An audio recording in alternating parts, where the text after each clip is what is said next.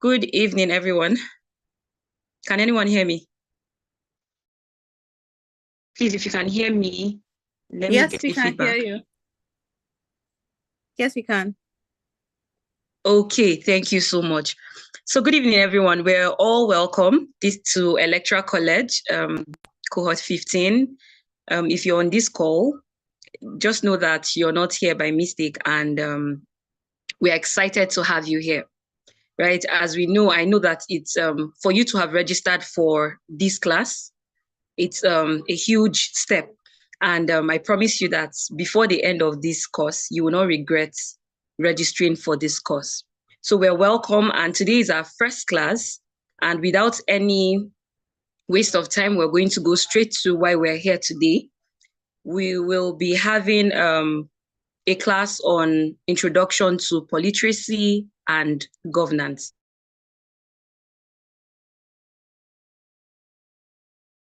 Understanding of politeracy and governance you have before, or you had before this class, right?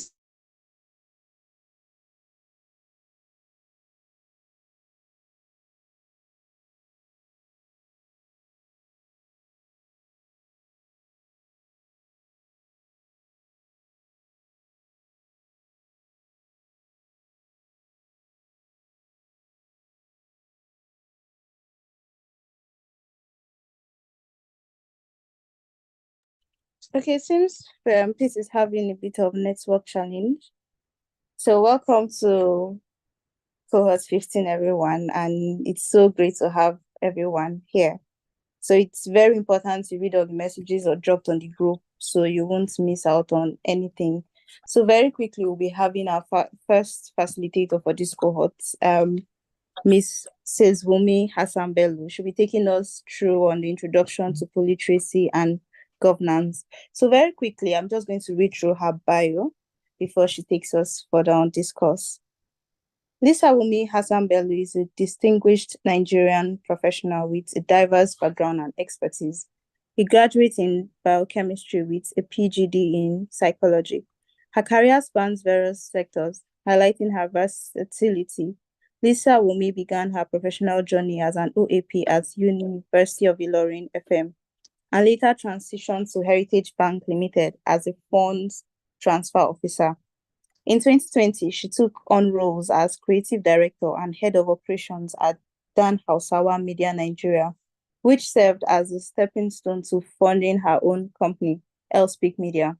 Umi's commitment to community service is evident through her establishment of the non-profit organization Work Against Rape and Sexual Abuse, where she has been instrumental in sensitizing youths and supporting victims of rape and abuse.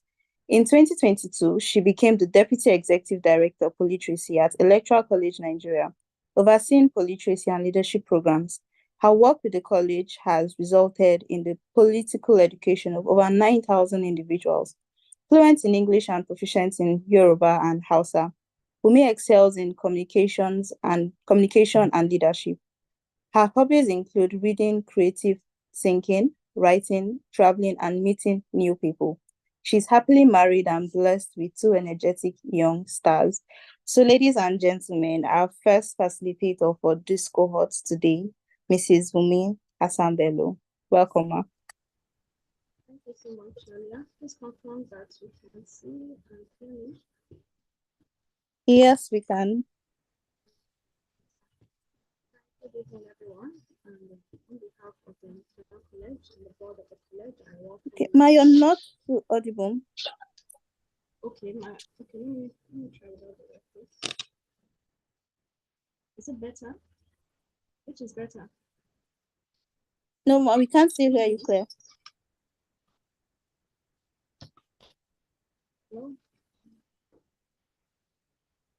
Mhm. Is it better? Not so clear. The volume is a bit low. Julia, can you confirm that you can hear me? No, Or you just answered my question? like it's not very clear. It's low. Oh, okay.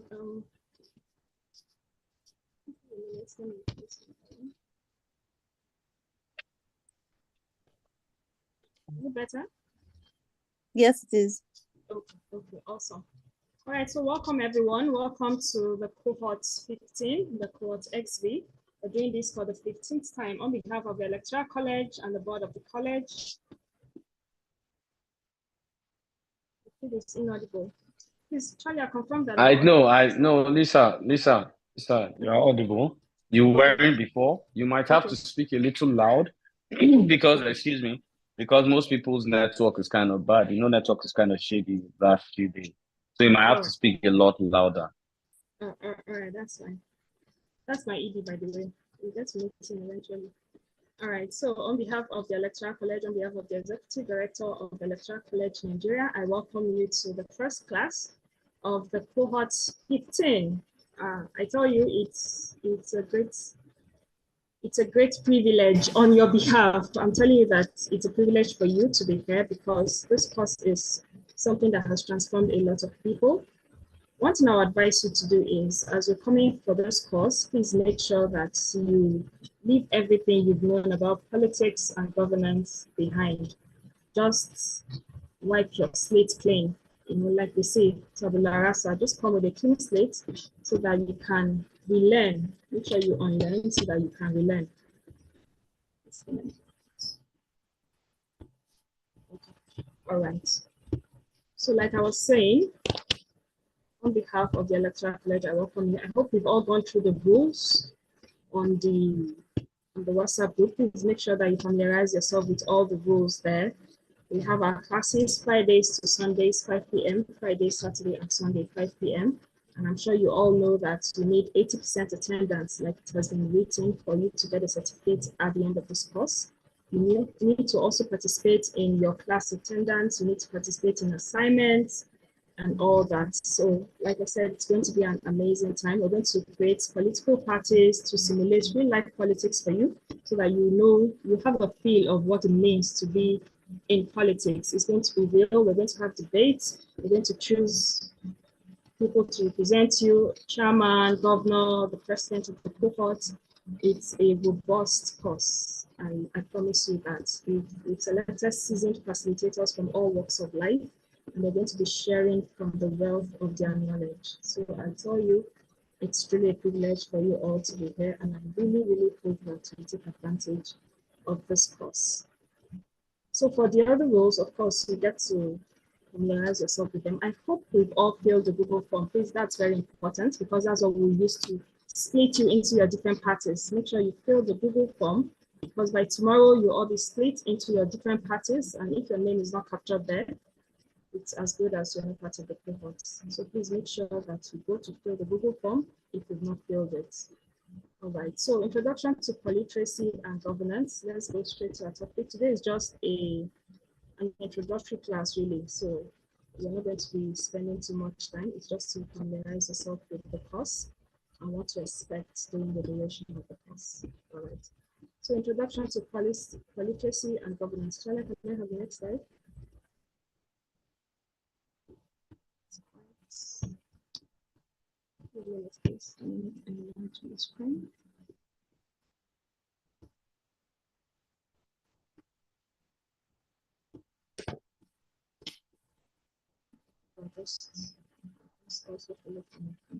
Right, so politeracy is actually the education of the electorate or governance systems and processes so that they know what to demand of elected officials. In a nutshell, that's what politeracy means, and that's the essence of this course, so that you know what to expect of your elected officials. You know that when you need something done, it's not necessarily the president you need to go to.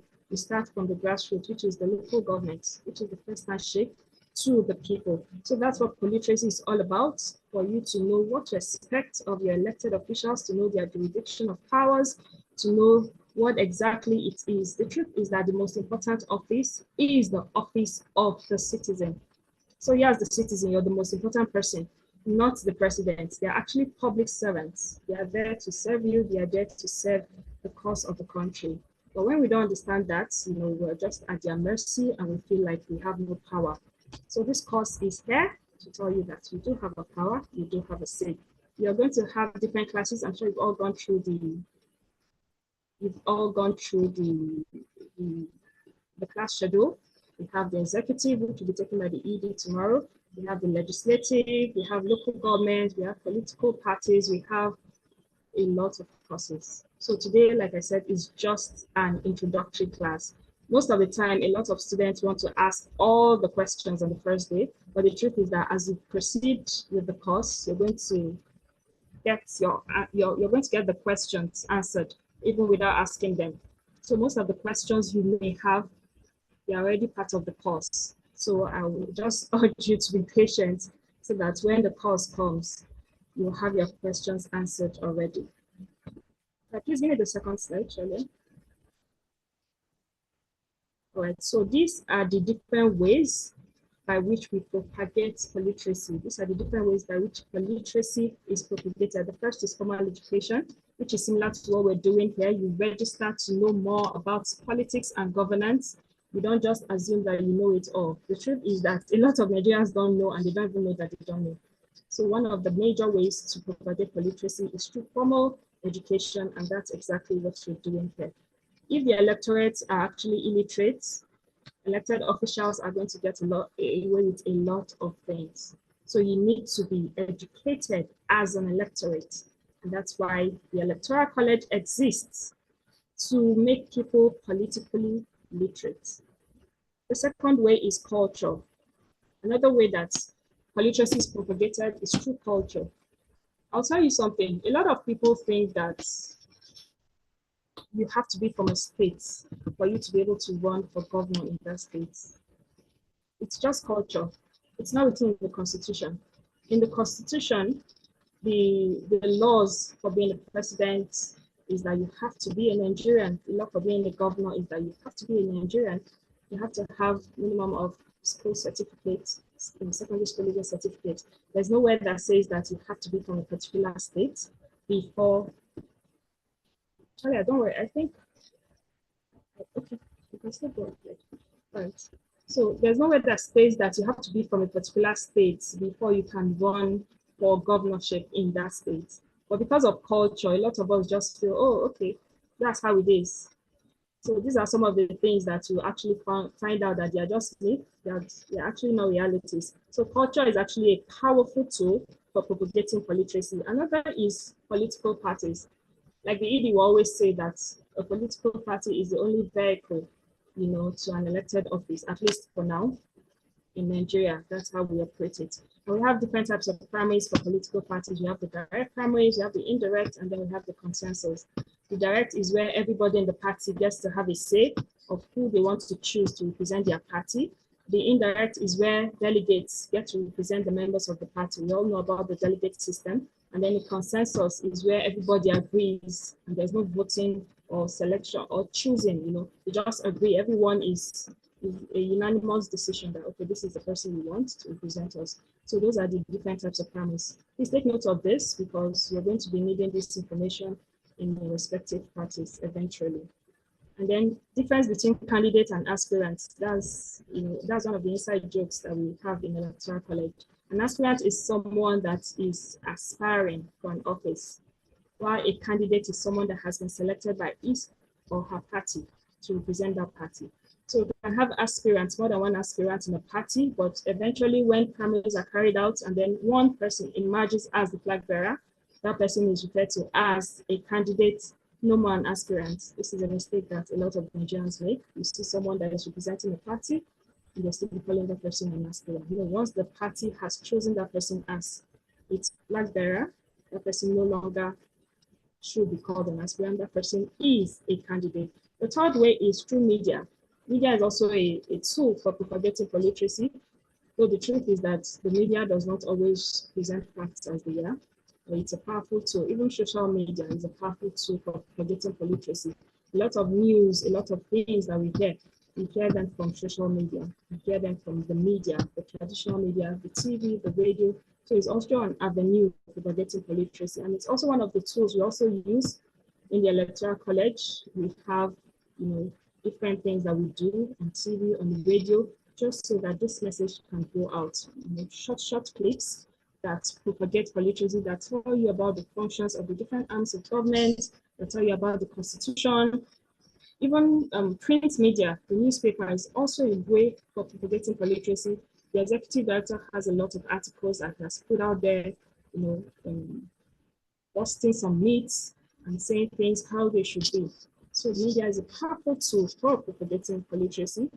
And then the last one is engagement. This is through interactions with people, symposiums, town hall meetings, schools, just generally.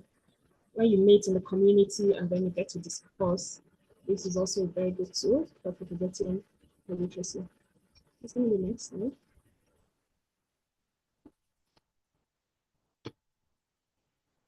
Okay. So governance. I'll show you from here because it's not further. Governance is the way and manner power is exercised in the management of the country's human, material, and economic resources. That's the definition of governance. The way and manner power is exercised in the management of the country's human, material, and economic resources. And then we have arms of governance. The next slide. We have the legislative, we have the executive, and then we have the judiciary. The next slide, Charlie. Majorly, the arms of government are for separation of powers, so that the power would not be just with one person. No one should be that powerful, because we all know that with power comes a lot of issues and it comes with a lot of responsibilities. So the arms of government have been put in place to ensure separation of powers. We have the legislatives. The legislatives are the ones that are in charge of passing bills. When you hear legislative, just think about bills. They're in charge of passing bills, right? All right. So for legislatives, you have the federal and the state House of Assembly. The Constitution actually states that the House of Rep should consist of 360 members representing constituencies from each state, while the Senate consists of 3 senators from each state and 1 from the Federal Capital Territory, Abuja. So the House of Reps are 360 in number, and they are called the Green Chambers, while the senators are 109, and they are called the Red Chambers. Like I said earlier, we have a full course on legislative, so all these things will be broken down for you.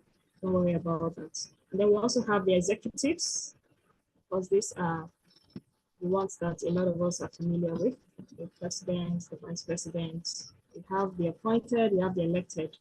The elected on the federal level are the president, the vice president. The appointed are the DGs, the executive secretaries, the chairman of parastatals, and ministers. On the state level, we have the governor and his deputy as elected, while for appointed, we have the chairman, executive secretaries, the SAs, the commissioners, and all that. And for the local government, we have the elected executives as the chairman and his deputy, and then the appointed the secretaries of health, education, PAs, SAs, and all of that. In Nigeria, we actually have 774 local governments as of today. And then the judiciary are actually the ones in charge of interpreting the law and making sure that the law is carried out, making sure that it is enforced. That is the work of the judiciary. We're also going to have a full class on judiciary. So everything about that will also be broken down for you. This is just an introductory class to introduce you into what the course is all about. So those are the 3 arms of government: the legislatives, the executives, and the judiciary. The next slide, Charlie.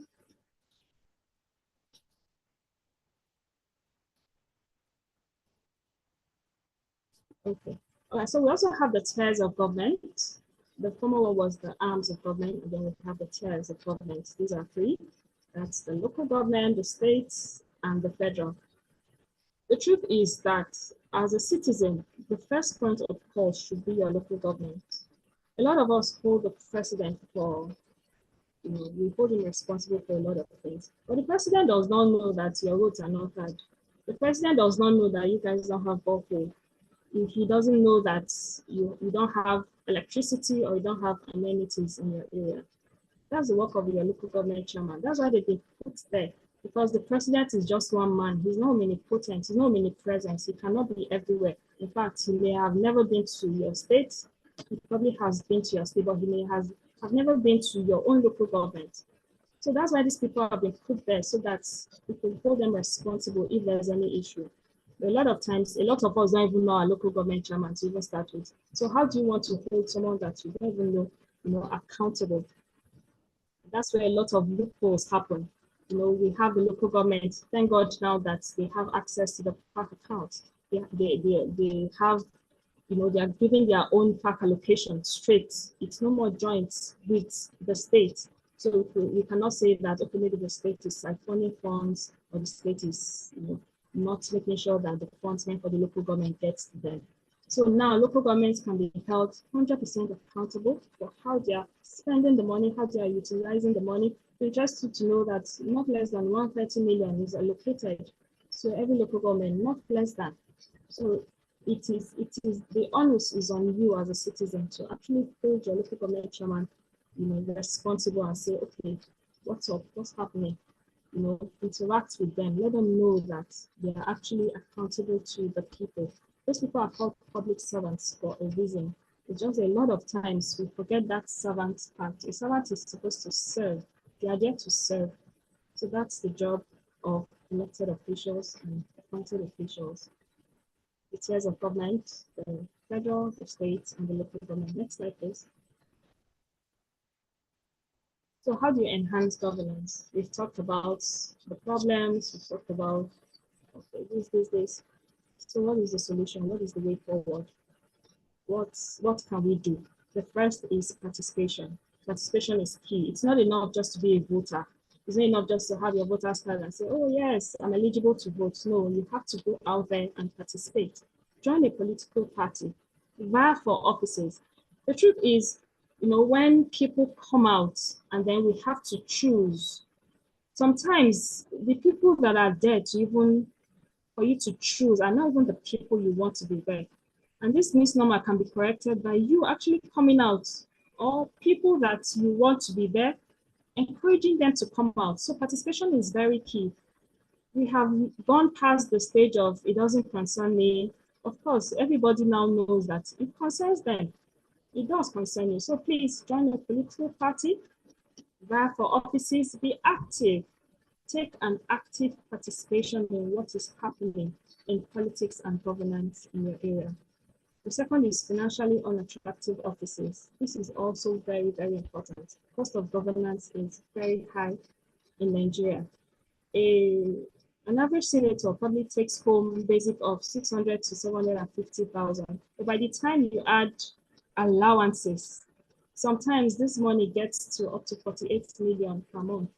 So just imagine one person times 109 senators times, we've not even talked about the governors of the states, we've not talked about the president, we've not talked about, all the other payments that go on, all the other salaries that go on. So the cost of governance is really high. But if offices can be made financially unattractive, it's going to make sure that those that are going there are truly going there because they love the country, because they want to make a difference, because they want to serve the people. They are not going there to enrich their pockets. They are not going there to secure the future of their great-grandchildren. No, they're going there to serve the people because that is what the public service is for. That's what those offices are for, to serve the nation, to serve your country, to serve your people. So financially unattractive offices are very, very important. And then understanding by the electorate of elected office jurisdiction and powers, which is what we're doing here. We're teaching you these things so that you will actually know that, oh, okay, this is how these things should be. I'm sure after this, a lot of you will be interested in knowing who your local government chairman is. You'll probably start taking interest in, okay, I should participate more. Maybe I should join a political party. Who knows, maybe I should run as a councillor in my ward. All these things are what this course plans to do, to change your mindset, is to change your mindset towards politics, towards governance, to remove that apathy that is so present in a lot of us, a lot of youths. We just shout that we want change, but when it comes down to the nitty-gritty of it, we're nowhere to be found. So these things are very important. You have to understand, you have to understand the office jurisdiction, you have to understand their powers, you have to understand their responsibilities. For example, now the president can have an opinion, but he does not have the power to pass bills. That power is vested on the National Assembly. But if you don't know this, when a bill comes out, you'll be thinking, oh, it's the president. Oh, he's the president. You know, he's the number one man. He's the one everybody sees. So, of course, it's easy to hold him responsible for a lot of things. But bills, when it comes to bills, that power is vested on the National Assembly. Public servants should be focused on serving the public, like the name implies. I'll end with this quote from Abigail Spanberger, and she said, good governance should be an expectation, not an exception. It should be an expectation. So when we get good governance, it should not be something that we rejoice. That should be the barest minimum. That should be what we expect of the people that we elect. You know, when we want to elect the officials, they talk about a lot of things that they want to do. It should be an expectation. It should not be an exception. We should not rejoice, you know, this governor is working. That is what he's supposed to do. That was why he was put there, to serve the interest of his people. So with this, we've come to the end of today's class. It's just a brief introduction. If you have questions, you're free to ask. You have the floor. Thank you so much. Lisa, before the questions, Rikia is here. Rikia is in the class. Oh, We okay. noted that earlier. Rikia is in the class. We skipped that. So I think, okay, let me just take this part a little bit. So thank you very much, DED. I'd like you to know, first and foremost, while you're on this course, your registration is important. Take this as ground level work. So I'm sure most of you do not know how many wards are in Nigeria. So let me help you now. I might ask the question down the line. So there are 8,809 wards in Nigeria. So we can take this down the line. But for now, I want to bring in Honorable Rekia Hassan. She's the Vice Chairperson, Onibongbo LCDA in Lagos. She's a board member of the Electoral College. She's also, I can't call her student of this cohort. She has walked through every system, has walking through the region, which is the working arm of the Electoral College. She was a student once. Today, we're very proud of her and the work she's doing in Lagos. And of course, let me introduce myself. My name is Kunle Lawal. I'm the Executive Director of the Electoral College Nigeria. Over the course of time, you will be interacting mostly and interfacing mostly with the Deputy Executive Director who just had this class, Lisa Umi Bello. She will be like, she's always like the mommy of the cohorts. Of course, let me just adopt my name before time. I'm like the Hitler of the cohort, but we'll get to find out. So registration is key. If you do not register, we'll not consider you a member of this cohort. There's a file there. And then I noticed a lot of conversations and people saying the PowerPoint, they can't see it. Before every class, every PowerPoint is given to you individually. So PowerPoint is still on your class group. And I think people should pay more attention to the kind of messages that are put out by the college on those groups, those information. And that's the reason we restrict conversation there. But anyway, with all respect, I'd like to welcome Honorable Rekia Hassan, my friend, my partner in the game of democracy, and my leader. It's a pleasure to have you, Rekia. Good afternoon, Kule. It's a pleasure to be here. It's a pleasure to be here. Good afternoon. It's a bit noisy where I am. Politics is local, as you always know, as it's something we say a lot. And I happen to be a grassroots politician, and there's some things I have to do with the grassroots. So I've come into the car to attend to ED and honor his request for me to be available today. Welcome to everybody who's joining the cohort. This time, 2020, I was one of you. I was starting my journey into understanding politics better. What we hear about politics in the mainstream media or social media is different from how politics actually runs. It's different from the nitty-gritty of the practice of politics. And that's why Electoral College is here, to educate you on how your governance system should actually work, not what we think it should be. It's not according to our utopian ideas or to somebody's ideology or to somebody's wish and desires, how to actually drive governance the way we want it to be done. Electoral College will teach you how to actually participate, what your role is as a citizen in driving better governance and ensuring the security of your democracy. Before I came to Electoral College, I was already a politician. I was a card-carrying member of the APC. But I really didn't understand the difference between what was expected as a politician and what we're actually doing on ground. The practicality of it is a bit different. And thanks to Electoral College, I've gained a balance. I can confidently say, yes, I operate politics in a different way. I don't look at it the way, oh, politics is a dirty game. I'm in there to enrich myself. I'm there to protect my interests. No, because of Electoral College, I know I have a duty to the people who voted me. Because of Electoral College, I understand how democracy is supposed to translate and benefit. And okay, somebody's hand is off. Okay, when I'm done speaking, probably attend to whatever questions. I know how to apply democracy in the way that it's supposed to enrich people's lives.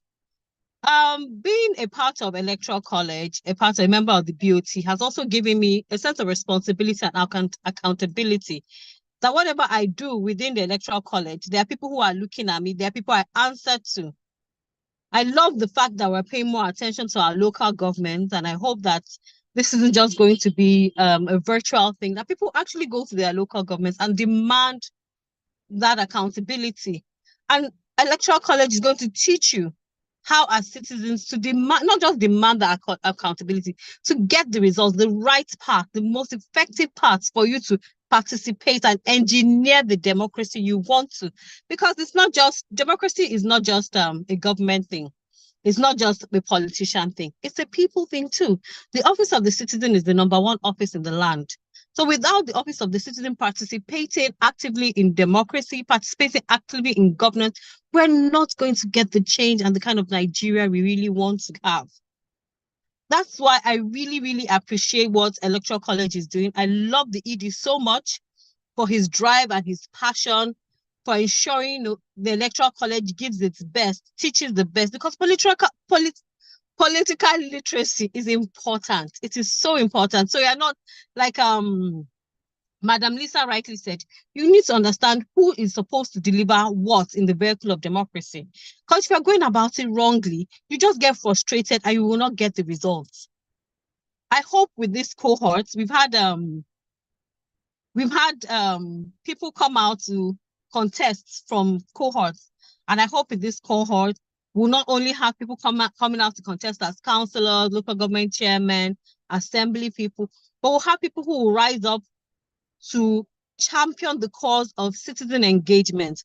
We'll have more activists, right-thinking activists with the right ideology, who will champion the cause of bridging the gap between the government and the people.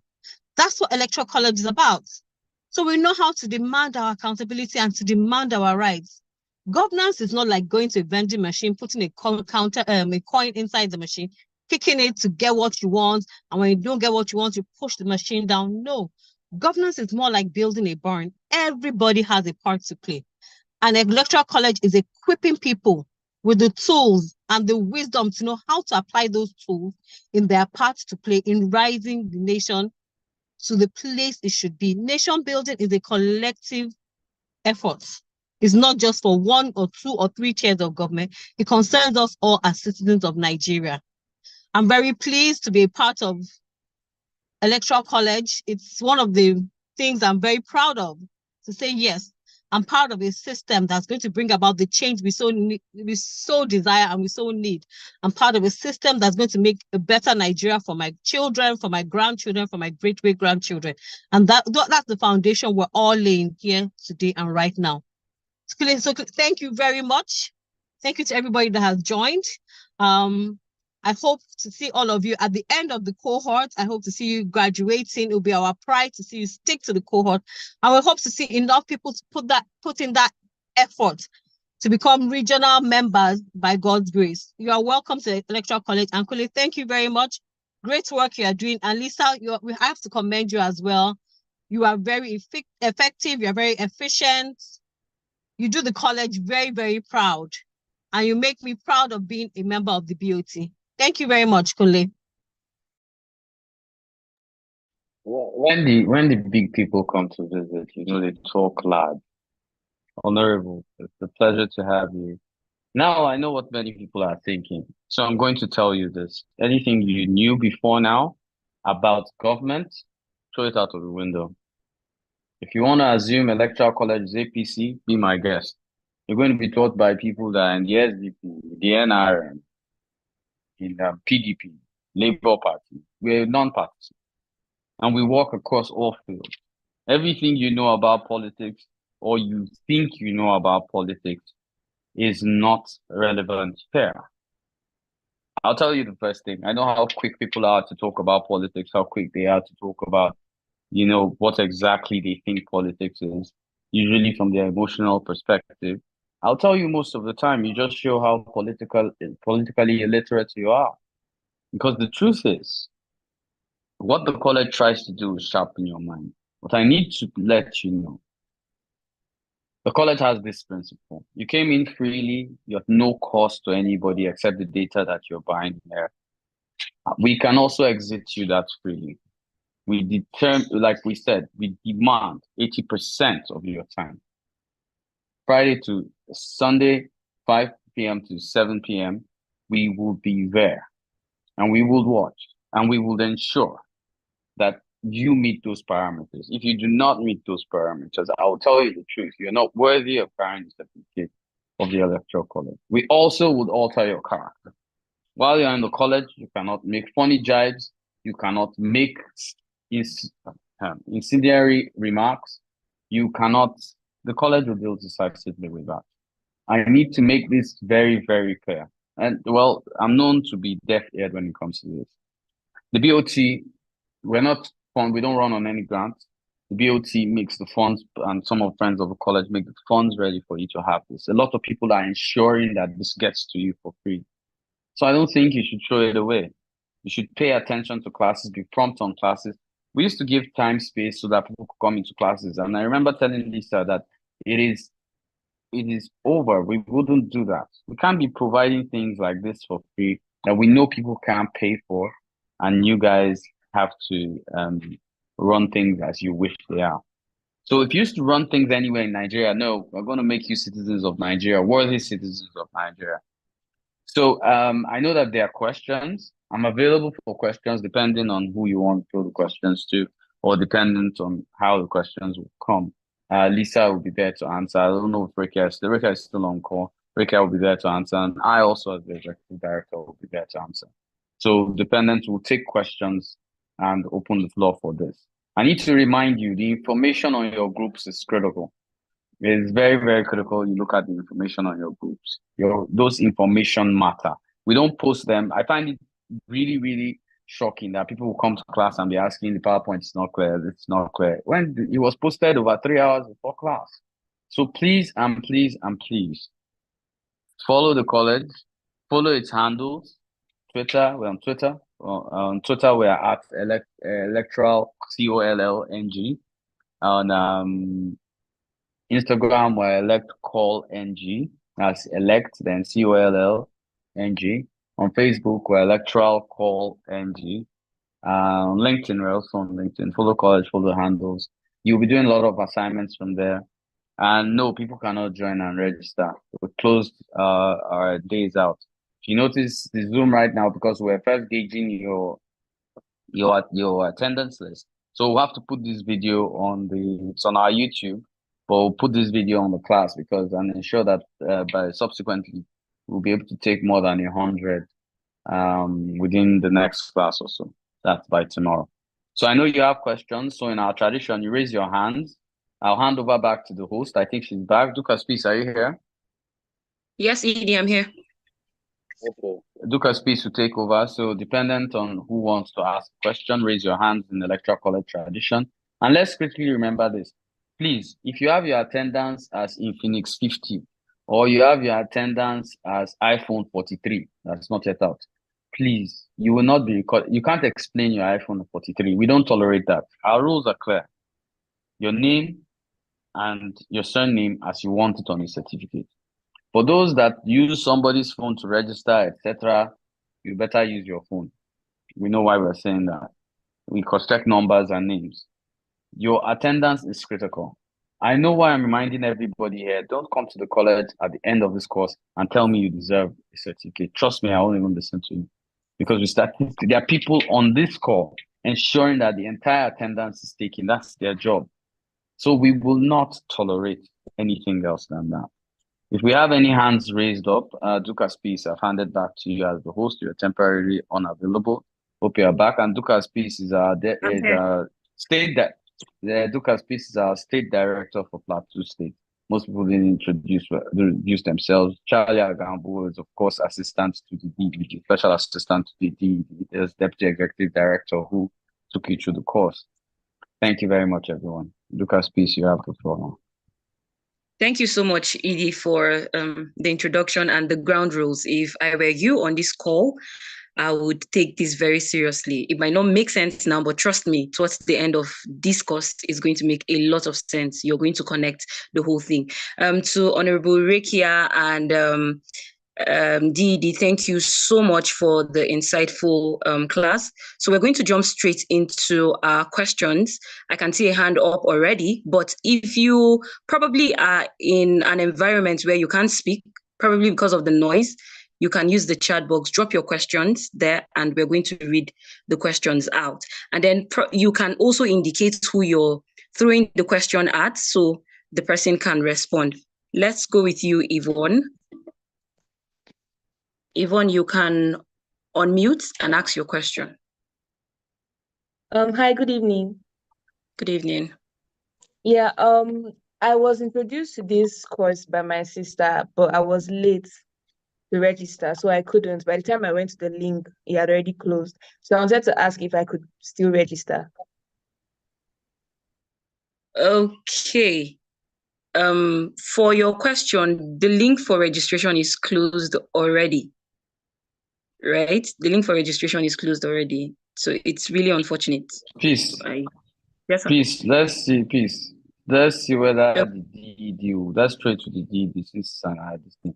May I relinquish my own position to take the decision? DED, are you still on the call? Yes, I am reading. Before you take your decision, I'd first like to, I looked at the ratio of females in on the Google sheet of registration. It's very poor. Though I'll tell you something, the electoral college is full of women, so we are even happy because it seems this cohort is going to feed. The boys have been losing since. It's hectic. We are fighting a war in the electoral college, a serious gender war, but this time it's men that are disadvantaged. So we're at war in the college, so we're happy about it. Consider she's a woman. I think you can use your office to make an exception, but it's your decision this time.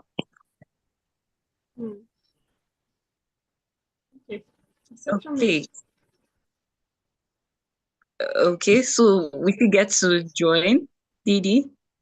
Yeah, she should chat Charlie out. Okay, then. She Yvonne, might not have access to Charlie. That's the thing. She might not have access to Charlie because she's not on the group. So how is she going to get? So I think she can message her individually, like privately here. Yeah, you can just probably drop your message. Yes. Message you can drop Charlie. your number, on the chat to Charlie here.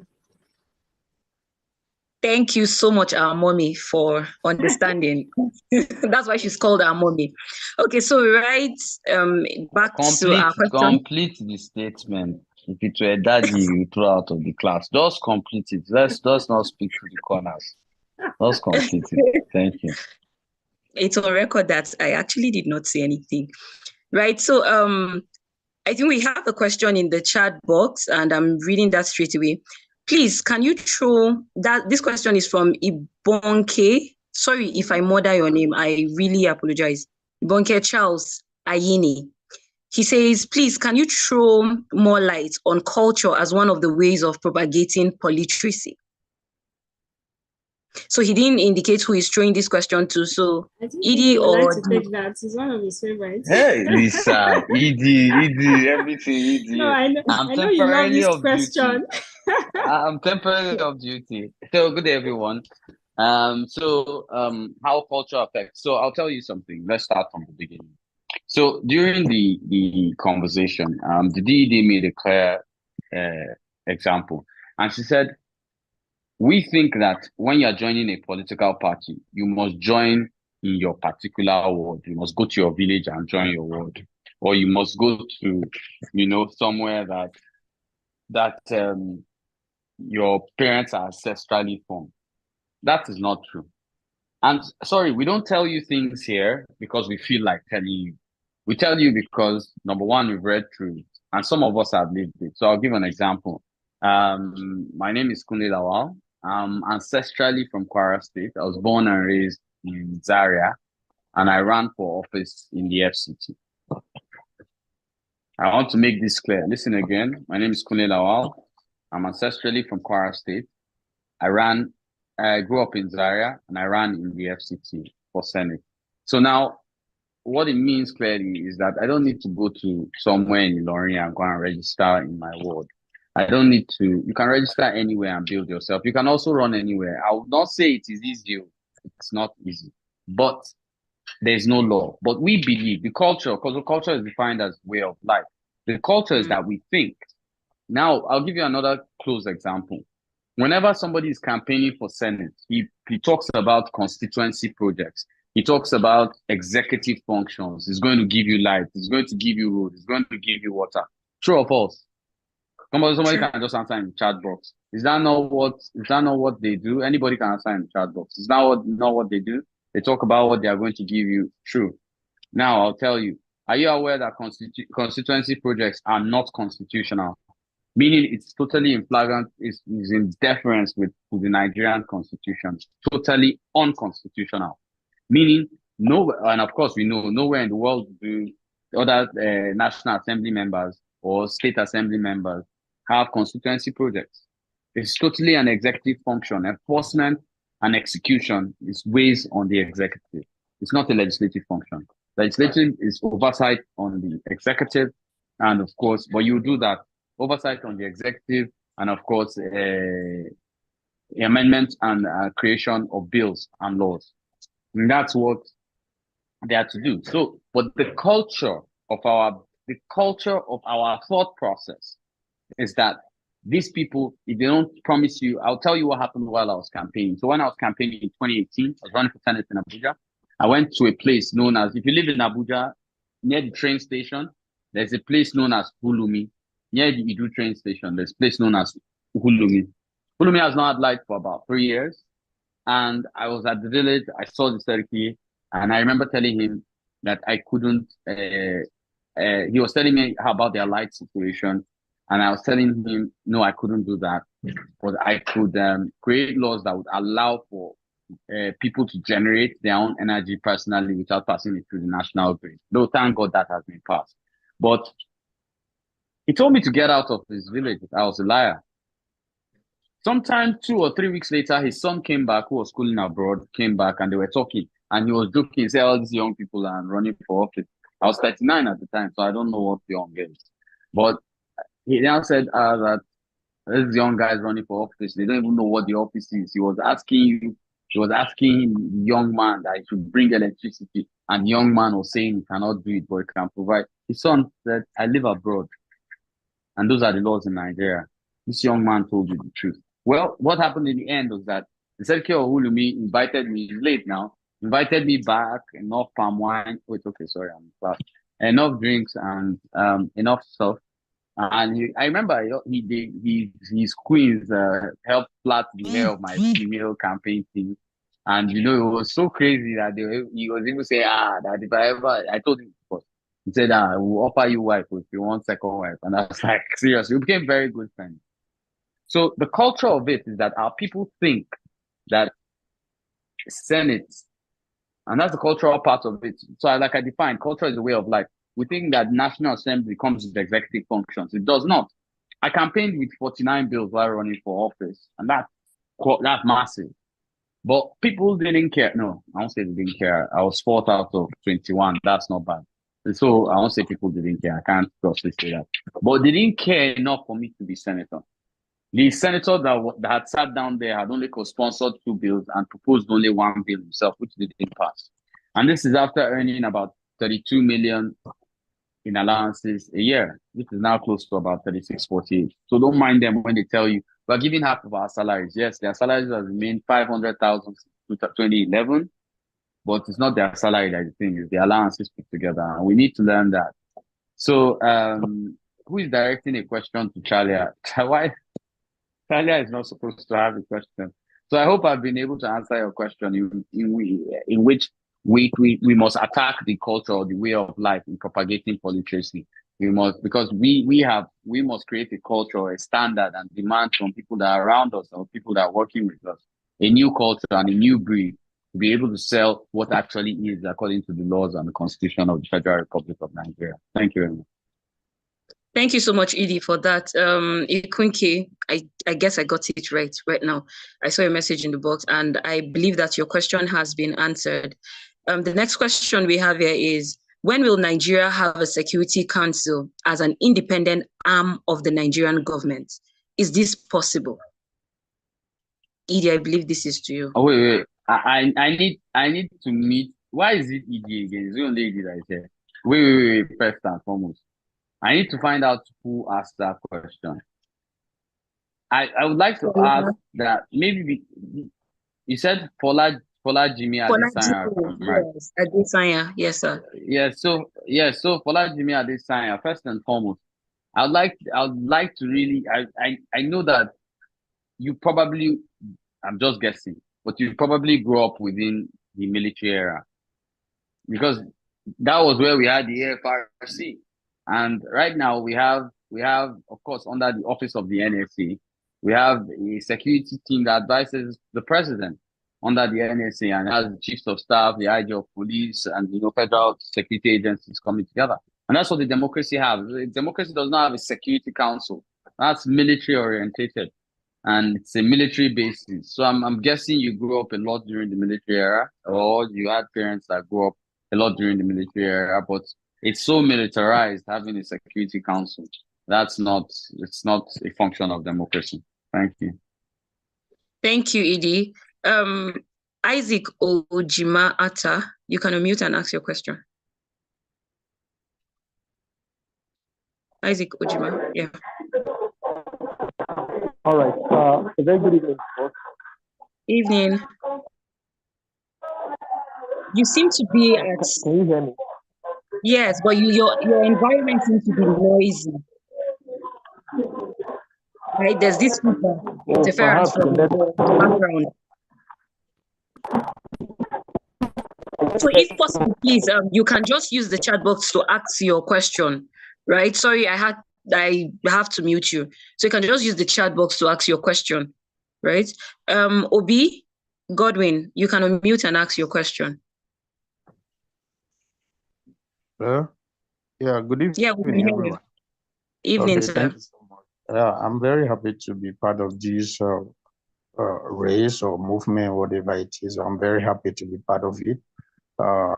Seriously, I appreciate these processes, but I've been wondering, from what Mr. Kunle has spoken so far, where he tried to make us understand that it's possible that we can be in any state and then vie for any office and we stand a chance of winning.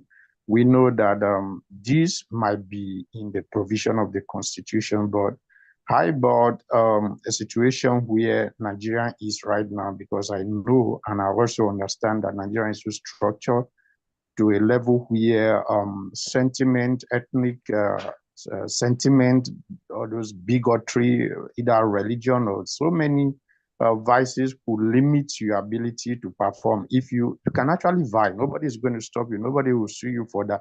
But the chances of winning, because of the politeracy knowledge, is not well circulated yet. Don't you think maybe this electoral college need to disseminate maybe to a significant level of knowledge to everybody before we start vying for offices? Because I know the question is, few of us who are here are just maybe 1/10 of the population of Nigerians. Even those who are educated don't even know that, okay, it is my right to vie for offices in any state that I reside in. And then maybe, and that it doesn't matter if I am from Igbo, from the Hausa, or from the West. So my question is, how do we begin to get people involved to make them understand that, look, it doesn't really matter where I come from. But what is important is that I'm a Nigerian and that is enough. And then the system also did not even allow that, because if when you are filling a form, they kept on asking you, what state are you from, state of origin, local government of origin, and all of that. Don't you think God, this need to have been getting rid of before we start talking about the generality of one Nigeria? So I need I need you to throw more light on that, so I can be able to understand what is my job really as a person in the society. The next person to me, who is either an educated illiterate or maybe politeracy illiterate, that I can be able to school the person and make the person understand that, look, we need to look beyond the idea of culture, the idea of religion, the idea of tribalism, and then look for oneness, or one Nigeria where everybody stands an equal chance. So please throw more light on that. Thank you. Okay, Mr. thank you. Obi, please remain. Obi, please remain on. Don't mute. Remain on the call. So I'm going to engage with you. Mr. Obi, please, where do you live? Can I ask? Hello? Peace, is he muted? I think he muted himself. Let me. You should unmute himself. You can unmute yourself, Obi. Godwin. Oh, okay. Yeah, I've done that. Thank you so much. Presently, I'm in Ibadan, where my family reside, but I base in Lagos most of the time. Beautiful. Is Desmond Elliott from Lagos? Wait. I'm not done. Is Faleke from Lagos? No, but Well, there's no buts. It's yes or no. Is Desmond Elliott from Lagos? No. Is Faleke from Lagos? No. He ran in Kogi. When that governor died, he came back to the House of Rep in Lagos. Yes or no? Yeah, true. If you notice, I just use the state you live in. There are many other examples across board. The truth is that the culture of what we've been taught, and let me tell you, like I said earlier, drop everything you know about politics when you're coming to this class. Please drop it. Because like I said, we are not just theoretically telling you. Some of us have lived it. A lot of us have lived it. Within the college, you will see. But you're not there yet. Today is your first day. So we understand, but drop everything you think is it. You see that culture thing? I know what I'm saying. We have created a mindset that doesn't allow. Now I'm going to explain something. Statistically, I'm going to tell you. You said Ibadan, right? So I'm going to use places that you've mentioned. And Yeah. I'm not even going to go anywhere that is not your home zone. How many times did Sheyi Makinde run for office before he finally won? About 4 times, to the best of my knowledge. No, 3. He won on the 3rd time. 3. Yeah. He ran 2 times. He won the 3rd time. Yeah. Now, the 3rd time, his campaign was a little different. You people will say, oh, your people wanted him. But I'm happy. I was running for office at the time, and I have this friend, Daria Kandi, who's a very good friend of mine. And we met in a place.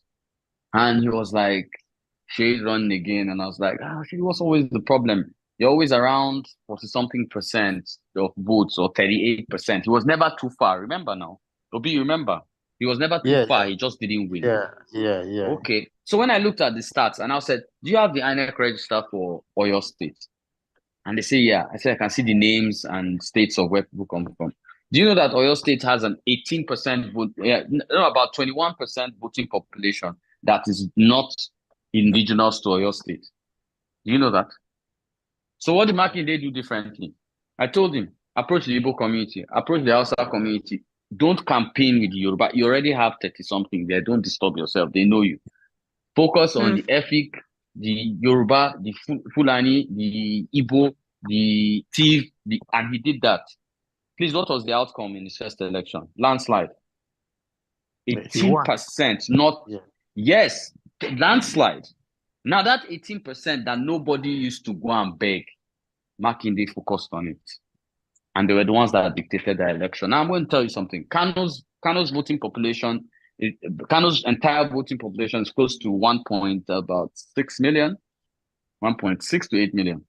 Now guess what? Of that 1.6 to 8 million, non-indigenous Kano people account for close to 400,000.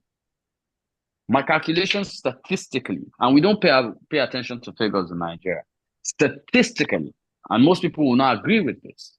But statistically, my calculation is that before the next 25 years, Kano is going to have a non-Kano governor.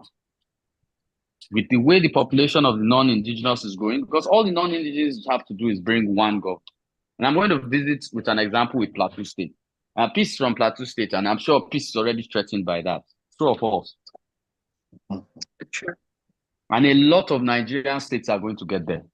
Do you know why? Do you know why? No. They are no longer ancestral homes.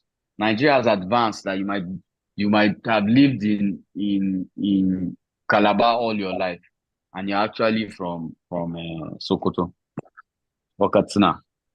So to answer this your question, it is already here. We've just not grown used to it.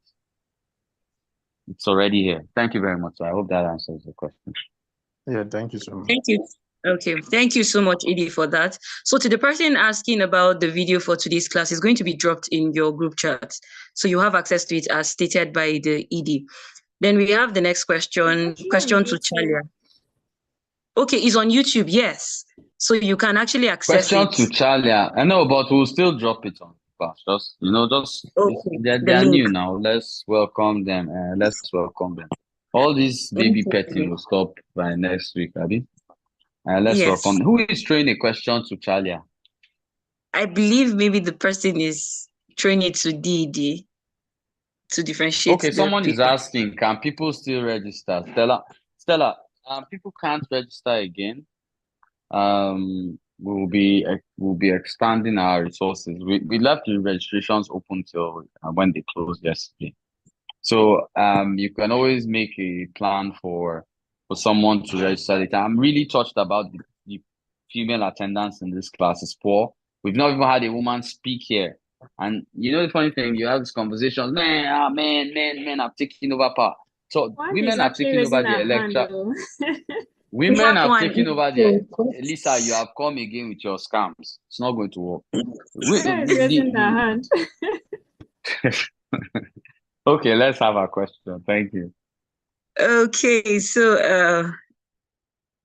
Oche. Okay, let's have Isaac before Oche Maria. Isaac. Wait, please. Why Isaac first now? Yeah, because his hand went up first, Edie. Let's do gender balance. Let's be gender. He's not even unmuting himself, so let's go with Please, okay, you see how women used to campaign against women. I'm trying to type my question so that I don't know if you can hear me now. Okay, yes, please type your question. Thank you, Isaac. Yes, I'm trying to type the question so that. Okay, thank you for your understanding. Maria, you can unmute and ask your question. All right, good evening. Evening.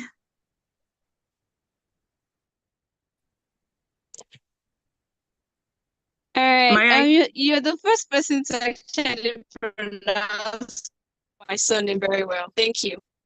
So, hello, can you hear me? yes, loud and clear. You can go ahead.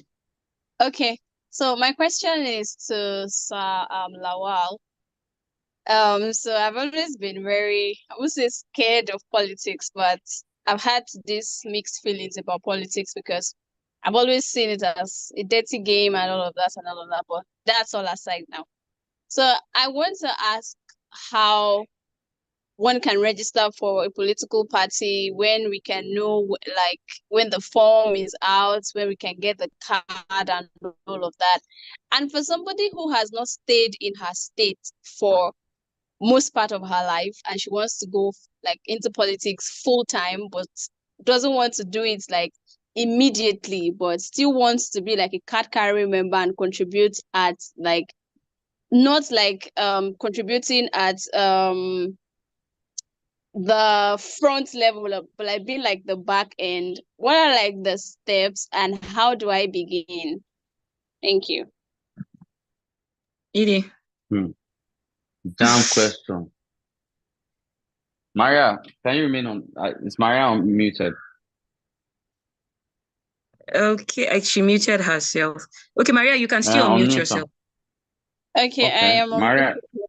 Sir? Maria, I'm guessing I've not been knighted by the King of England yet, so I don't know why they said before my name.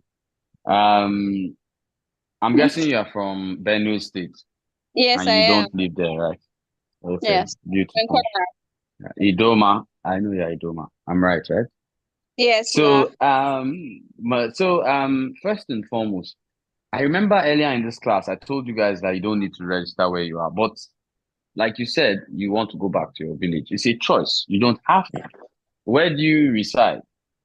I'm currently in Kwara, but I'm not going back to my village.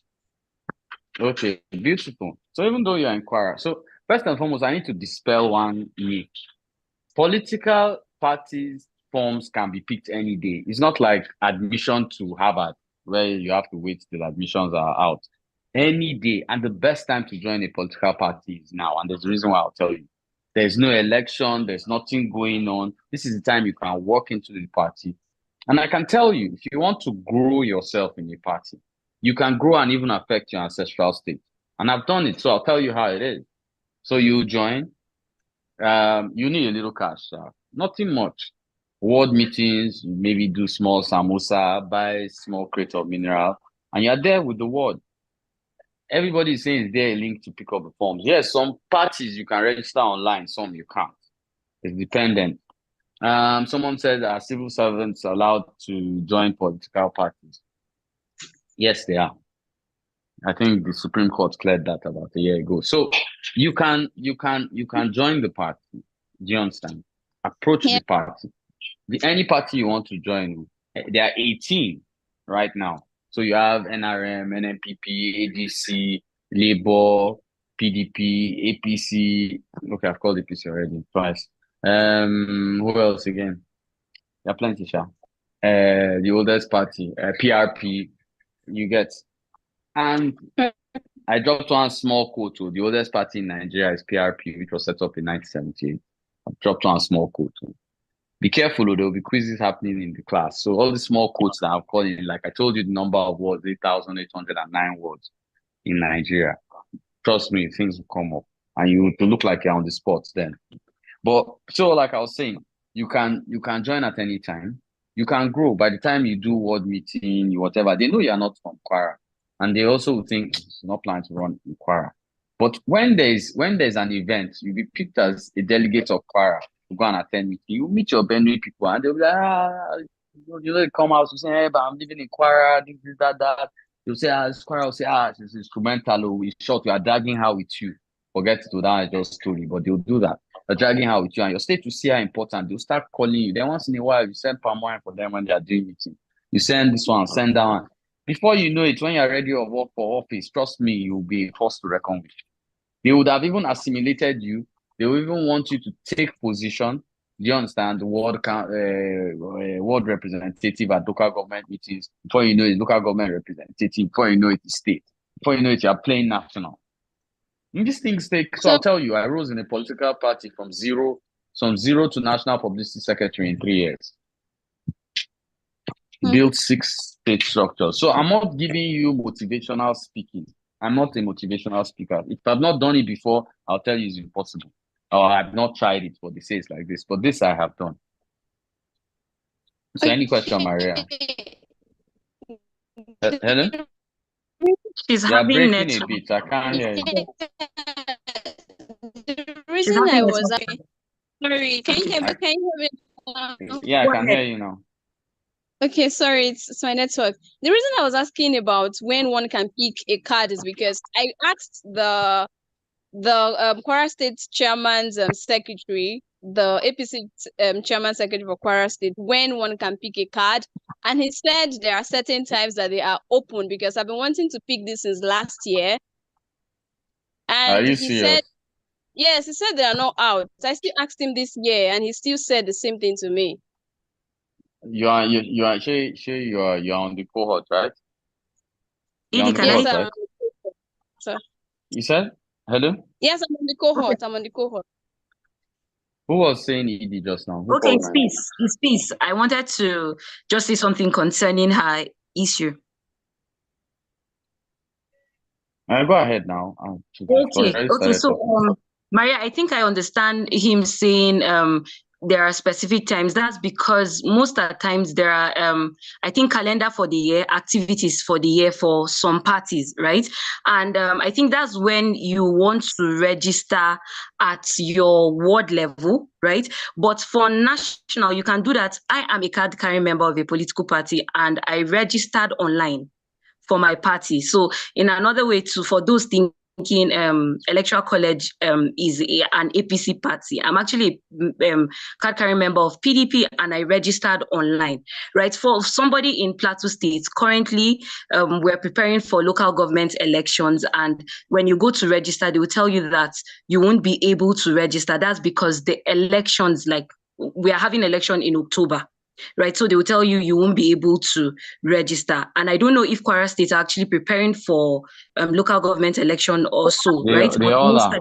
They all are. They so I all think are. that should be the reason why you're not able to. But if you go online, right, you're going to, I don't know for the party you want to join, right? But you can APC. check online APC. for APC. You can check online for the link. After registering online, they'll ask you to go to your state party secretariat to pick up your card. And then most times when you get to the party secretariat, they might tell you that membership cards are not available. They've not been printed. What you're to do is to go to your ward chairman or your ward escos. Your name is going to get into the ward register, party register. Once your name is registered, you're in the party register. Anytime card is available, then you can pick up your card at any time. But most importantly, let your name be recorded in your ward register as a political that political party member, right? Thank you. Okay. Thank you very much. You see, Thank you. women helping women. Yeah. So thank you very much. Okay, thank you, Edie, for responding to that question. So we have another question. That's the one thrown to Chalia. Edie, I think maybe you do justice to that. The Nigerian Senate claim what they are paid does not match their office. How will you measure financially unattractive? How will you measure financially unattractive? How will you measure financially So unattractive? if you ask my personal opinion, I believe that, and this is what happens in Senate climes, and Senate climes, I don't mean the US, because even in the US, senators are highly paid. When you look at countries that have been able to balance political life so much that people don't want to even run for office because it's stress for them, the Netherlands, Sweden, I believe senators should be on, or the National Assembly should be on minimum wage plus allowances. The only thing that should be provided is flights from your constituency to Abuja to meet, and once you sit, you are flown back. And that's what happens in same climes. Apart from that, if you earn the minimum wage, other senators in other countries have other jobs. In short, they don't even have personal newspapers. They share the newspaper in Sweden, they share the newspaper in a library. So you, with who comes first, I'll read one newspaper. You wait for this day, pass it out. It's a line. And that's how it should be. So senators normally tell you this, like they came on TV and told you they've slashed up their salaries, they are bending, and you people were happy. That's because you people don't even know that their allowances that are plenty, and they know you don't know. Someone asked earlier who dictates the salaries of the National Assembly. The National Assembly has made a law, and there was a quarrel sometime under Obasanjo, and people were saying, no, Obasanjo is a dictator. But the National Assembly put in a law that they create their own budgeting. So the National Assembly dictates what it does with money or not. They have their own budget, they run their own things. They are almost a country on their own. You can imagine that when Nigeria's, I think sometime in 2021, when Nigeria's budget was about, when you take out the current expenditure and everything else, that salaries and etc., Nigeria's budget was about 1.2 trillion. The National Assembly had so they have 109 in the Senate and they have 360 in the House of Reps, putting together 469 people in the National Assembly. They had a budget of about 169 billion. And you guys don't know that. So therein lies the problem. We have a serious problem in Nigeria. So by financially unattractive, what I mean is that everything should be so basic that most people will not participate except they really want to put in something. The former Prime Minister of Netherlands left on a bicycle when he was leaving office. This is somebody that was a primary school teacher, and even as Prime Minister of Netherlands, he still taught in the primary school while he was Prime Minister. What bigger example is that? We're not there. Sounds ideological, but if a lot of us think like that, we'll get there. I would also like to remind everybody that when we talk about the Constitution or anything else, the only reason America or Britain or Sweden or Netherlands or Russia or Ukraine are different from us is because they know their laws. Nigerians don't know the laws in Nigeria. If I tell everybody, say that the Constitution is bad, yes, because some activists told you so. Have you opened the Constitution? Yeah, the Electoral Act allowed INEC to cheat. Have you read the Electoral Act? These are things we'd like you to dispel when you're on this course. So thank you very much. I hope you guys get cases of all that. Thank you so much, Edie, for that. So we have a comment. Who is supposed to, okay. Seriously, our people lack the understanding between the function of the executive and the legislature. They always demand the legislature to perform the executive function, especially in terms of infrastructural projects. Of course, that's why our people need to be politically literate, right? So we have another question. Okay, Edie, you've responded to that of the National Assembly members, their allocation and salaries. Then for the person asking for the criteria to requirements for graduating in ECN, that I believe that will be on the group chat already. It's on the group chat for you to go through. Okay. Okay, Didi, please go ahead. Okay, first I need to say that everyone on that WhatsApp group, please make sure that you keep abreast of every information that is posted there. Because like it said, ignorance of the law is not an excuse. So if you say that you didn't see it, it's not an excuse. It was posted there for your consumption. That's why the group has been locked, so that no chats and no comments would cover up important information. So for Ibrahim that is asking for criteria, even at the beginning of this class, we still said it that 80% of attendance is required. And you will also be shared into pseudo-political parties, and your participation in these parties is also part of what you'll be graded with. So these are the criteria. For you to get 80%. Please mention that they must register on that Google form. If not, they are not even considered. Yes. There's a Google form on the WhatsApp group. If you've not registered, you're not even part of this cohort yet. So please make sure you register, because that is what we'll use to split you into your different parties. So I hope that's clear. For you to get 80%, that means you have to attend at least 20 classes out of the 26 classes. I hope that clears it for you, Ibrahim. Thank you. Thank you so much, Didi. Okay, thank you. So the next question here is, how will, from Balogun Abu Bakri Feishola. My question goes thus: how will the judiciary be transparent enough to the citizen on electoral matters arising from elections? There have been cases where a lower court passes a judgment and is overruled by a higher court. Idi, are you there? Why is it me? I'm not here, please. I want the number. Anyway,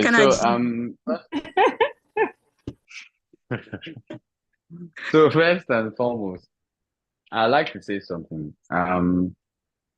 Nigerians are funny people. So when a decision pays you, the court did well. When a decision is overruled by a senior court, it's now a bad decision. But when the decision pays you in a higher court, when it has failed you in a lower court, is also the higher court was good, the lower court was bad.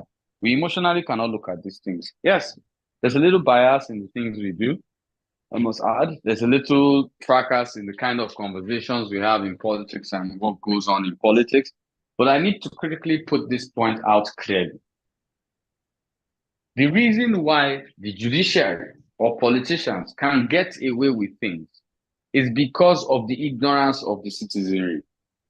How many of you, so I'll give you an example. If I ask you what went wrong in the 2023 elections. You guys have so many things to say. But I'll tell you the first thing that went wrong. We're not even going to talk about campaign funding. We're not going to talk about anything else. Can't remember what particular section, but off the top of the beginning, I think 4.2 or 2. I can't remember which one. So I'm talking from the top of my head. So it clearly states that no political party shall conduct a convention, a primaries, or any other function without first submitting its entire national list of members to INEC in electronic and hard copy. None of the 18 political parties met this law, meaning that indirectly, every primaries, every convention that was held preceding the 2023 elections were null and void. Whether it's Labour, it's APC, ADC, it's SDP, it's NRM, it's whoever, PRP, is Zenith Labour Party, whatever it was null and void. If you guys can reach that level of understanding, then the judiciary and politicians will start to think a little different. I hope I was able to answer your question in phrasing what you're saying. But it's because we don't know the law, the judiciary, or we don't know our constitution or the electoral act. Hence, the judiciary can do what it wants to do. Hence, politicians can do what they want to do. And we'll keep arguing from a, how do I put it, myopic perspective or a blinded perspective. So everybody has been said judiciary is bad. Well, who said it is bad? Which law are you going to you know what? Please unmute him. Let him tell me which law the judiciary broke in this thing. Because for telling us the judiciary is bad, unmute him. Let him tell us which law the judiciary broke. Because most of the time, you don't know the law. Okay. Please raise your hand so I can unmute you.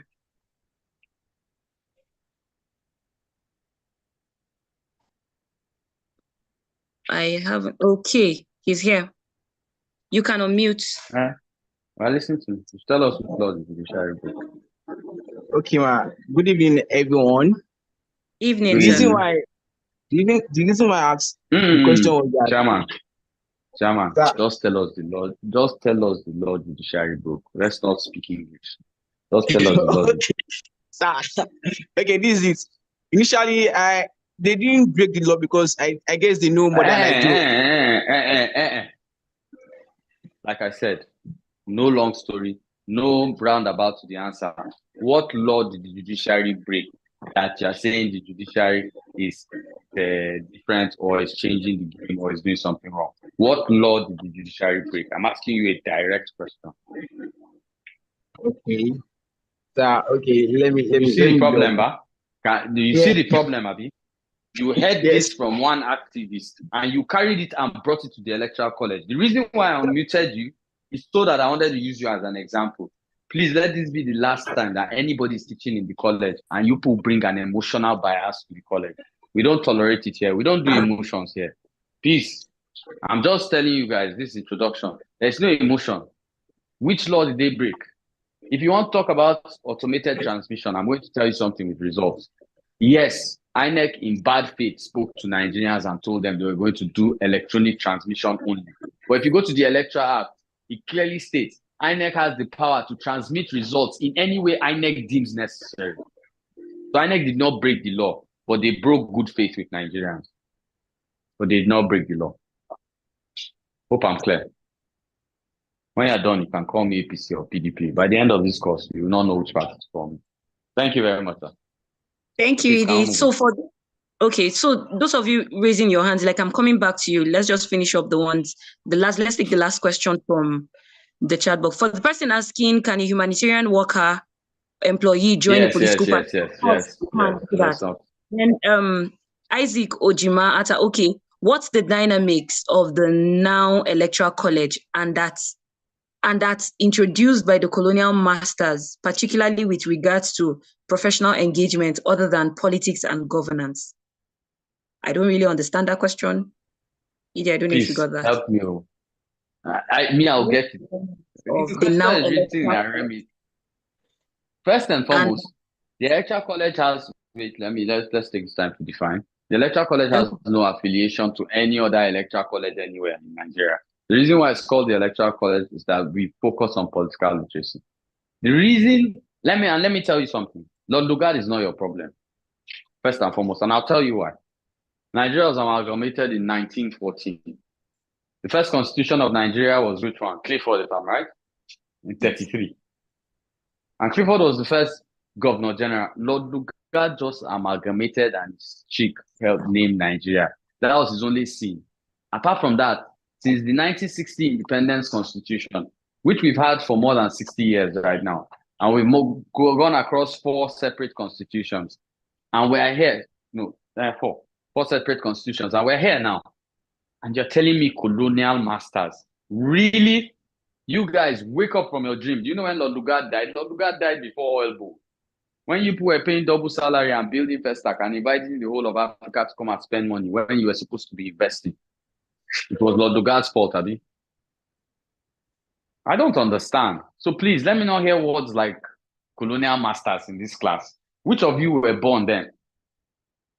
If I remember, Olo was 4 when they amalgamated Nigeria. I believe he was 4. Even he wasn't saying colonial masters. So you see, these colonial masters, it doesn't sound smart.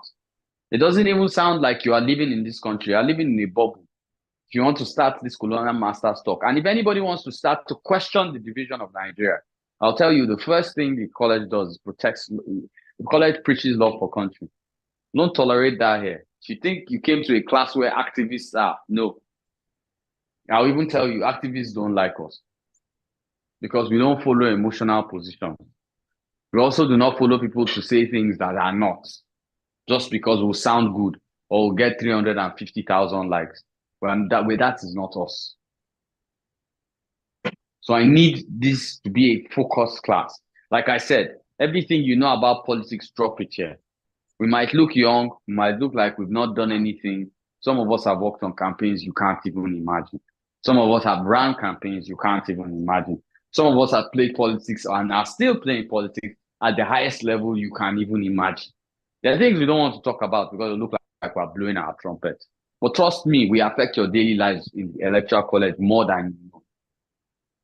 But we're not loud about it and we're not brash about it. But you guys need to understand that a few of us have conducted more political primaries than some of you have voted in elections. And that's the truth. Somebody within the college was responsible for the first automated primaries, that's e-primaries, ever held in Nigeria's history, ratified by INEC. Somebody in the college was responsible for that. I'm sure none of you even know that political parties have even held, and that was 2016. The first party another person was responsible for the first party to ever register, to get people to register in Nigeria in 3 minutes online. That was 2015. Somebody in the college was responsible for that. We don't come here to mess around. And we're not joking. So you see these emotional innuendos and whatever, save them. This is not the place for them. Yeah, we would help you, we'll tell you, but don't play that card here. Please, thank you. Thank you, Edie. Mohammed Awal, you can unmute and ask your question. Mohammed Awal, are you there? You can unmute and ask your question. Sir, good evening. Thank you very much. Well, Maria had already asked my question already. Oh, great. Thank you so much. Timileyin, okay. Timileyin, you can unmute and ask your question. All right, thank you so much. My question is as touching what we are actually also facing currently in Nigeria. I am just thinking, looking at what actually led to the protests. Like it's actually, as it is titled, hunger. And I'm actually looking at the place of production. I think if we have increase in our production as touching agriculture, then it will help in reducing the market value of things, even in the way we actually buy them, because it will lead to reduction in demand that will help bring down the price. So what question am I asking now is that, okay, before I actually ask my question, the issue now is the fact that people are actually afraid to produce due to the fact that they have this security issue, especially going to farm to produce and all of that. So I am just thinking of what other ways do you think we can deal with it if we are, trying to overcome this place of production. And yeah, I think the very best way we can just do to help our dear country now is if we can get, a way to increase our production and and it's to help bring down price of things, and it will help also balance our currency. So what do you think we can do, even if we don't have to touch the place of the security aspect? Or is there any other way, or like, is there no other way if we don't have to deal with it with the security issue? Is it necessary that, because I'm looking at it, can we just is there anything we can do around the security issue? I don't think you understand my question. Edie, are you there? Hello? Well, he already alluded that he doesn't think we understand his Understand? question. Yes. Let me not disappoint him. I don't understand your question. And I don't also Um, understand how, from discussing this conversation, we ended up in hunger protest and talking about factors of production and no, limitations no, to no. factors of production. The reason why I'm actually asking is because of what is going on. I'm not saying it is actually what led to hunger protests, actually. Oga, But Oga, I'm Oga, actually Oga, deal with what is going on here. Get your mind out of the protest. We are somewhere else here. You understand? okay. Deal Yes, with sir. this class. If after this class you want to run for office and deal with factors of production, we would advise. Or can you pay me consultancy money on this matter? You are laughing. I tell you my When going time rates. comes, actually, when time comes, I'll surely do. Okay, if you can pay my going rates, then fine. No problem, No sir. problem, Okay. sir. We look forward to that. All right, sir. Okay. Thank you, Edie. I think There's I someone. think Okay, Edie. okay. Go ahead, go ahead. Okay, there's someone asking, saying he wants to speak in the chat box. If you don't raise your hand, there's no way I'll see you and ask you to unmute and ask your question. Yes. So we're going to take Isaac. After Isaac, then the person asking in the chat box, if you're able to raise your hand after him, then I'll ask you to unmute. And I think you'll be the last person we'll take for today, right? Isaac, you can unmute and speak. All right. Thank you very much. Can you hear me now? Yes, loud and clear. Go ahead, Isaac.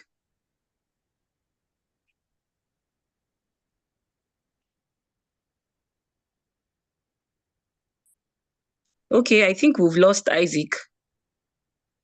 Michael Oluwasegun. Okay. Michael Oluwasegun, please, you can raise your hand if you want to. You can raise your hand so I see you and ask you to unmute. Today is the first day, so let's be generous. Michael, Isaac, I think we've lost you.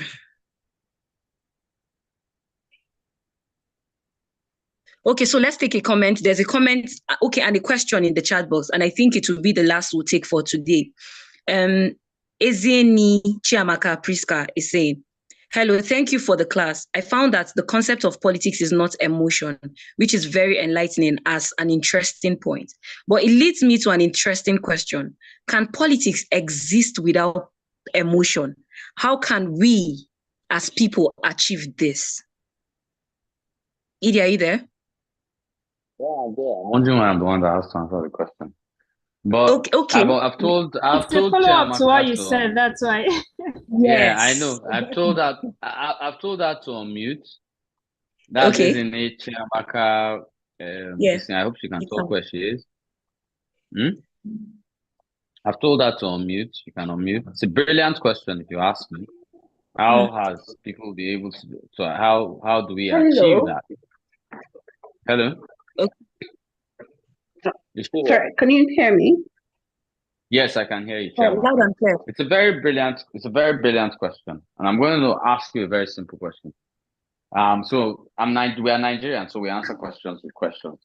So you asked, can we do politics without emotions? Now, can you choose to love your country and not put a political party before it?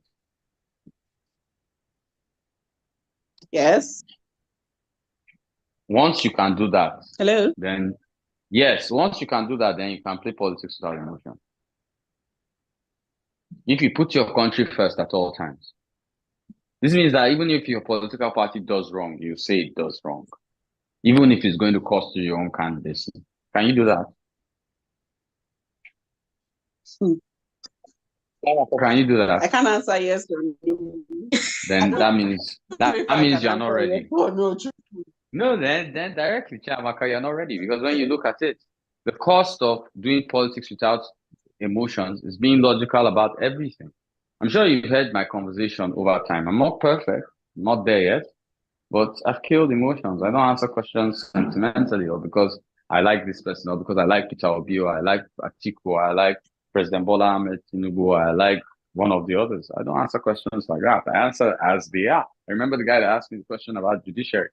And I had to bring him on board and say, okay, because if we started the argument and I started protecting the judiciary, he will immediately say the ED is APC.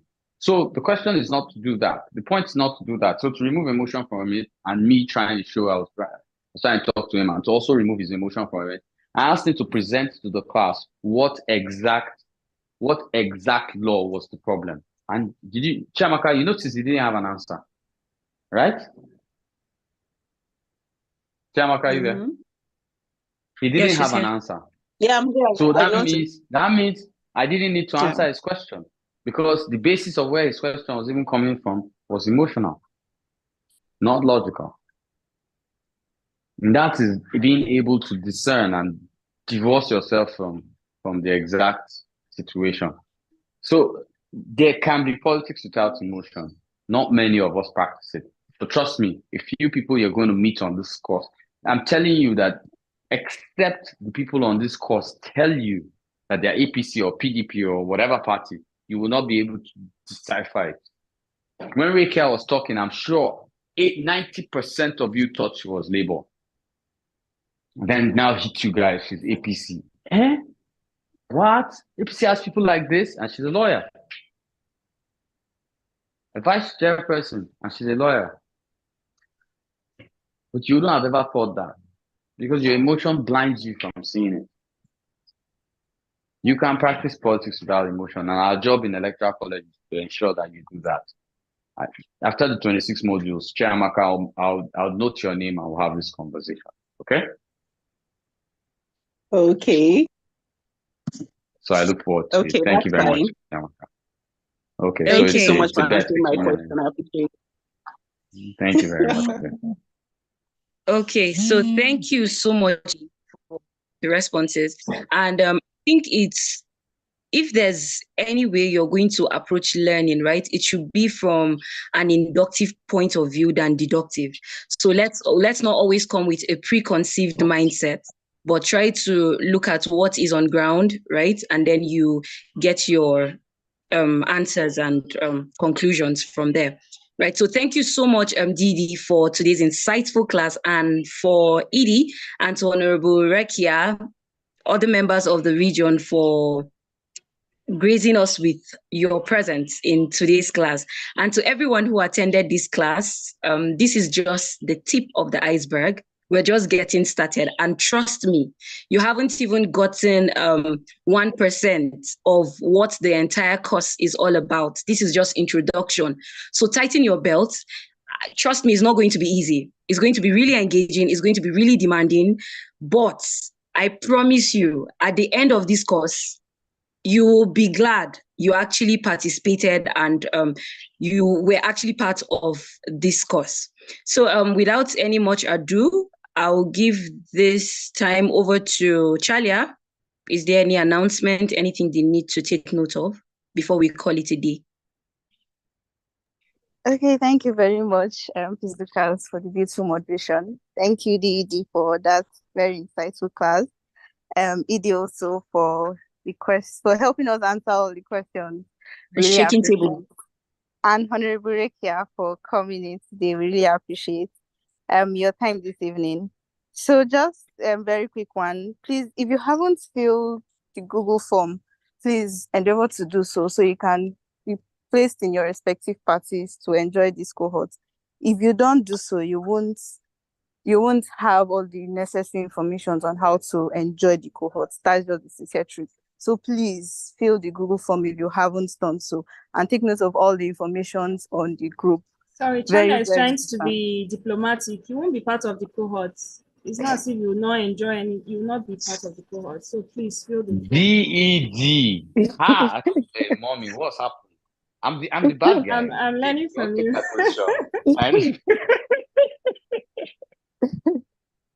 All right, thank you very much, Ma. So thank you very much, everyone, and see you again tomorrow for another insightful class. Good night, everyone.